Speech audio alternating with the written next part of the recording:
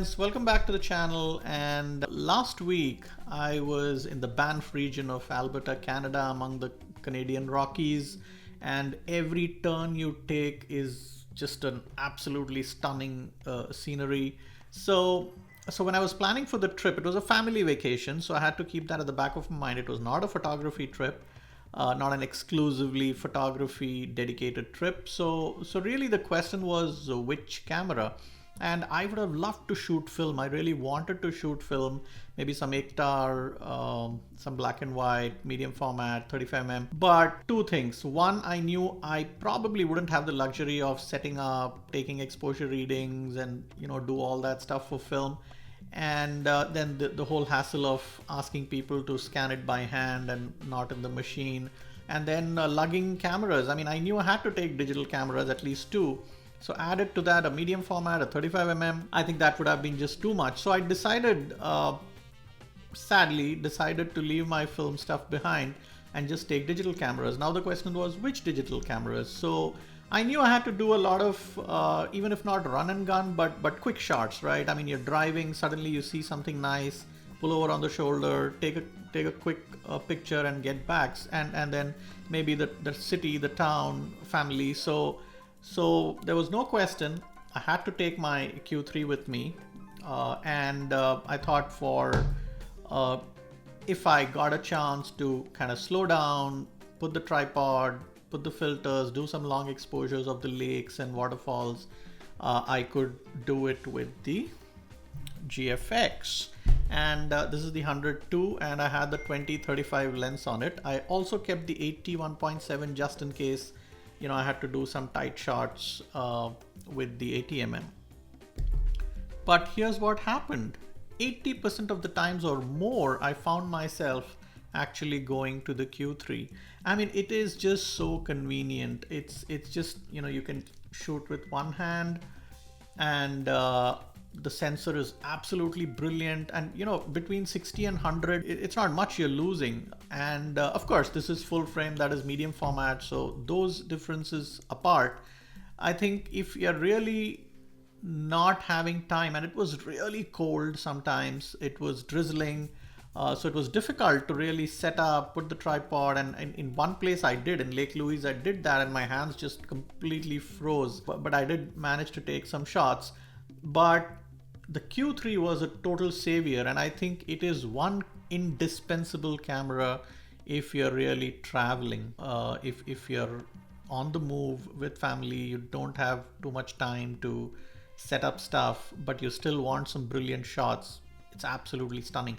Of course, both cameras performed flawlessly despite the temperature and all that. And in this day and age, I think it's silly talking about dynamic range. I mean, these sensors are so good.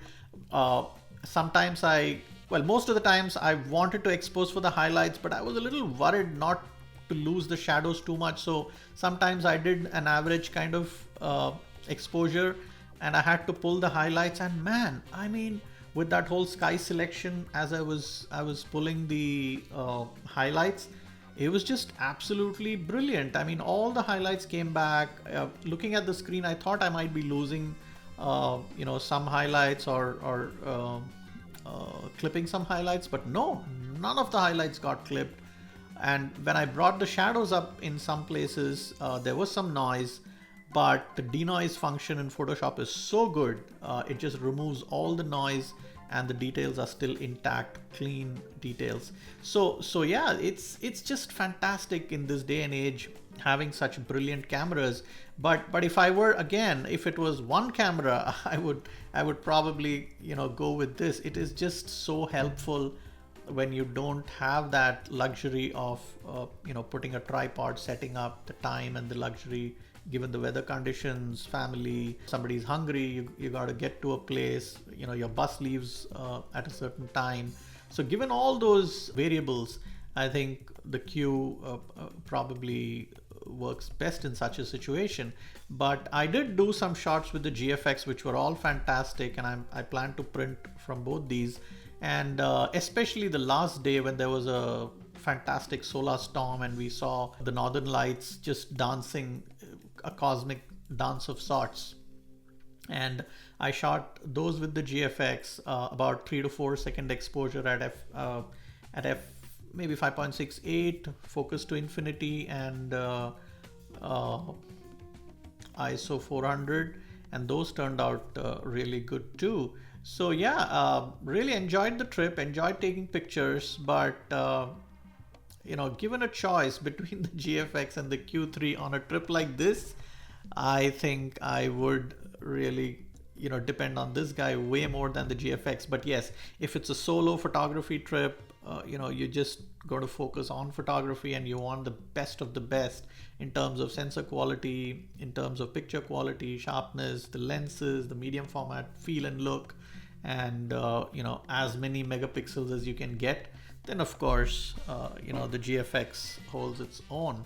Let me know what you think. Have you ever had to make such a choice, and which one you felt was more helpful? And do subscribe to the channel, and keep watching the channel. We're going to come up with a lot more videos, including analog film photography. Thank you. See you soon.